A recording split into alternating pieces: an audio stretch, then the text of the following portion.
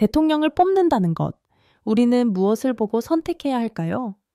지금 그 기준을 함께 생각해 봅니다. 안녕하세요. 이번 대선 여러분은 누구에게 투표하실 예정인가요? 혹시 나는 저 사람이 싫어서 우리 지역에서는 원래 이 당 찍지, 엄마가 그 사람 지지하니까 이런 이유로 결정하고 계신 건 아닐까요? 대통령 선거는 그런 단순한 감정으로 선택하기엔 너무나 무거운 선택입니다. 오늘 이 시간 우리가 정말 무엇을 기준으로 투표해야 하는지 함께 짚어보겠습니다. 대통령은 나라의 방향을 결정하는 사람입니다. 그래서 첫 번째 기준은 정책과 공약입니다. 경제는 어떻게 살릴 것인가?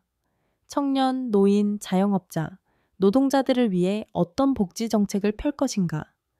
외교, 안보, 교육, 주거 문제엔 어떤 해법이 있는가? 중요한 건 단순한 구호가 아닙니다.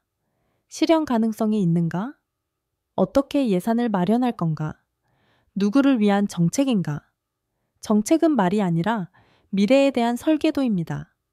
어떤 후보는 말이 빠르고 어떤 후보는 조용하고 차분합니다.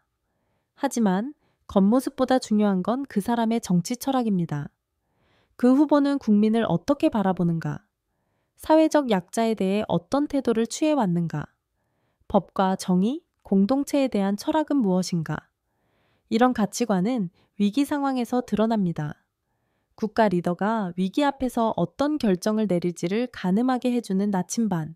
그게 바로 철학입니다. 정치는 말 잘하는 것만으로 되지 않습니다. 문제를 해결한 경험, 실제로 성과를 낸 이력이 필요합니다. 예산을 어떻게 운영했는지, 위기 상황에서 어떻게 결단했는지, 행정조직을 어떻게 움직였는지, 할 수 있다는 말보다 해봤다는 증거가 더 믿을 수 있는 근거입니다. 대통령은 나라를 대표하는 얼굴입니다. 거짓말을 일삼거나 책임을 회피하거나 과거의 잘못을 끝내 인정하지 않는 사람이라면 정권을 잡았을 때 더 큰 문제를 만들 수 있습니다. 그렇다고 인간이 완벽할 순 없습니다. 중요한 건 실수에 대한 태도, 그리고 책임을 지는 자세입니다.